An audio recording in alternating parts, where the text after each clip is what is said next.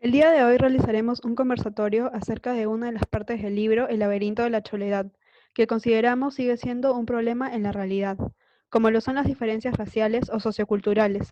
Este tema me llamó la atención ya que la discriminación no solo iba hacia los migrantes de las diferentes provincias y los extranjeros, sino también a las personas de un mismo barrio, como por ejemplo lo que ocurría con los personajes de Queca y López, ya que Queca vivía en una casa y López en un callejón. Como se relata en la antigua Lima, las casonas, mal llamadas quintas, se convirtieron en un lugar para habitar para las personas de escasos recursos, ya que eran casas súper grandes donde solo habitaba una sola familia. Poco a poco, por el gran espacio, las familias empezaron a aglomerarse en dicho lugar. Es ahí donde se le empieza a denominar con el nombre de quintas por la aglomeración de mucha gente. Claro, en la actualidad las quintas son inhabitables, ya que todas son hechas con materiales de adobe y quincha, el cual con tantos años ya se han ido degradando, y es muy probable que en un sismo éstas se vengan abajo. Sin embargo, hay personas que insisten en vivir en esos lugares por un tema de costumbre o por escasos recursos económicos.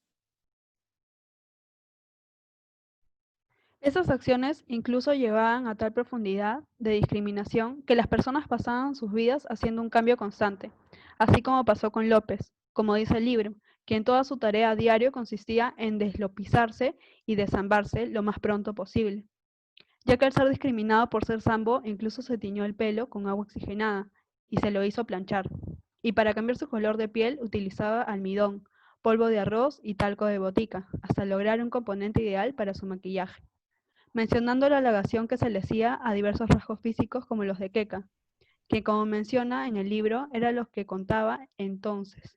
Era su tez capulí, sus ojos verdes, su melena castaña, su manera de correr, de reír, de saltar y sus invencibles piernas, siempre descubiertas y doradas. La inconformidad consigo mismo y el sentirse inferior a alguien por sentirse diferente nos hace reaccionar algunas veces con una conducta incoherente con nosotros. Al tratar de ser como otros, ya sea en color de piel o estatus, crea en nosotros la necesidad de imitar o copiar rasgos que no tenemos. Hoy en día hay muchas personas, en su mayoría adolescentes, que sufren de complejos tanto por su centro de estudios o hasta en la misma calle. También por los comerciales de televisión. Estos tienden a crear estereotipos erróneos. Esto también impulsó a la creación de filtro en las redes sociales, para que así todos puedan tener ese rostro perfecto que tanto desean.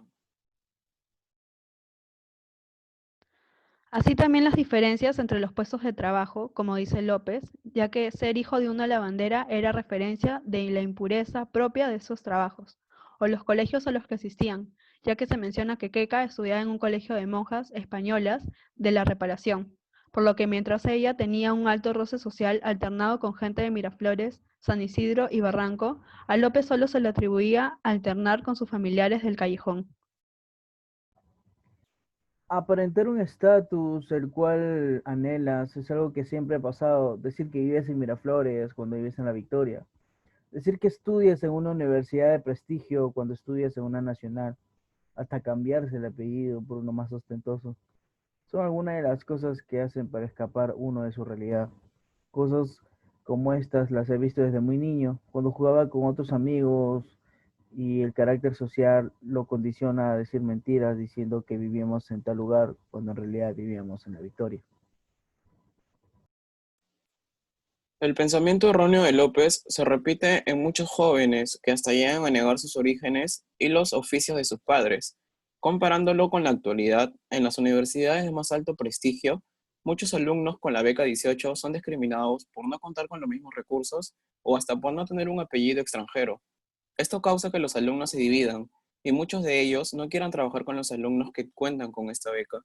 Por otro lado, en la mayoría de casos de discriminación, los agresores se refugian bajo un legado que no les ha costado su verdadero esfuerzo, ya que por lo general son heredados de padre a hijo. Lo cual también llevaba a López a querer imitar las acciones que veía eran propias de una mejor escala social, como por ejemplo ir al cine a ver películas en inglés para imitar el comportamiento de los actores gringos, lo cual lo llevó incluso a estudiar inglés en un instituto básico, ya que él quería incluir en su vocabulario estas palabras, como veía que los amigos de Keka hacían, llegando a influenciar incluso hasta en el tipo de música que debían escuchar. En inglés, como Frank Sinatra, Dean Martin, Tommy Dorsey, escuchar obligatoriamente de Strangers in the Night y como plus fumar Lucky, causas que llevaron a López a tener como mayor meta en la vida irse a vivir a Estados Unidos. El ponerse como meta un tipo de estatus social no es malo. Lo malo sería alienarse en el camino a lograrlo. Hacer algo solo por pertenecer y no por aspiración propia solo llena un vacío existencial creado por la necesidad de encajar. En la actualidad hay muchos jóvenes que se sienten más solo por saber ciertas palabras en inglés y muchos dejan su cultura de lado por adquirir otro tipo de cultura. Y aunque esto puede impulsar a los jóvenes a estudiar otro idioma, no es de esta manera, ya que la mayoría solo buscan aprender ciertas palabras para aprender algo que no son y así perder su identidad. Todas estas características que hemos visto con sus ejemplos hasta hoy en día siguen siendo motivos de discriminación.